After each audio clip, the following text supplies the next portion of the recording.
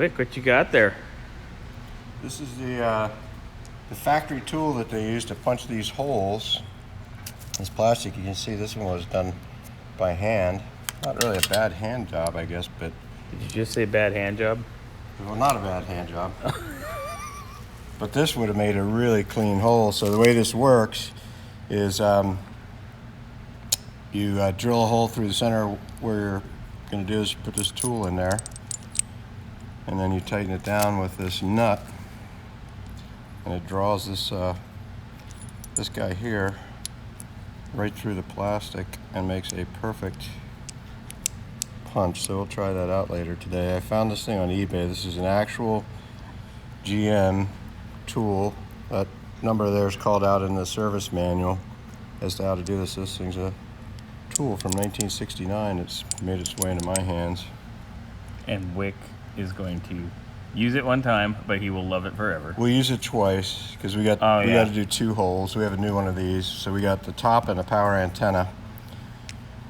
And I guess it was cheaper for GM to make one of these with no holes than it was to make one with 1 hole, 2 hole, 3 hole, because the 3rd hole, if you got the reverb in the radio, that was the 3rd space. So, you know, that'd use it twice, but for $18, I think I paid for this thing. Plus, it's just really cool. Yeah, that's just one of those neat little items that when you're done with it, just kind of throw it on your shelf and go, yeah, that's a factory GM. Some GM guy made that at tool. GM. Kind of interesting how this thing here, I guess that's the backing plate for it. That is so neat. That was very cool. I wonder why it's chamfered on one side. That must mean something. Probably so it doesn't crack it. Yeah. That's cool. That's very cool. Good find, Wick. That was a very good find. You know, it's funny because I'm like, I'm just going to search for this tool number because I found it in a book when I was looking for something else. I'm like, so I searched and searched and searched, and I can't remember how I finally found it, but the tool number wasn't really helpful with it. But Kent Moore is the manufacturer of these, and I guess they made a lot of the factory tools, special tools for GM. So I ran across a lot of other cool stuff. I didn't buy it. I was very tempted to, just because it looked really cool. They'd be like cool tools to have in your toolbox because they look cool. But anyways, I got this. That's a bitchin' thing to get, man. Yeah. Good job. Pretty happy about it. Wick always finding the cool shit. Yeah, man.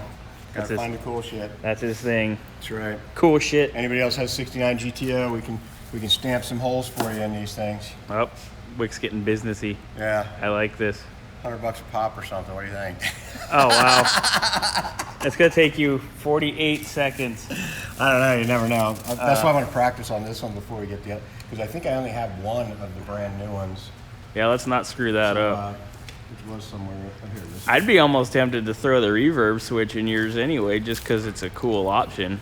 Not that it matters, because the radio's got the modern guts in it. The one I had in the 70s actually did have that feature. It was pretty cool because you could adjust it as to the delay to the back seat, but it was like you were in a concert hall in the 70s anyway. Well, depending on have one of these guys to play with. Depending on what you actually did in the 70s, you might have thought you were in a concert hall. Well, that's true too, I guess. It was the 70s after all. Woo! All right, a little later we'll be playing with that. Wick's Chinggis tool.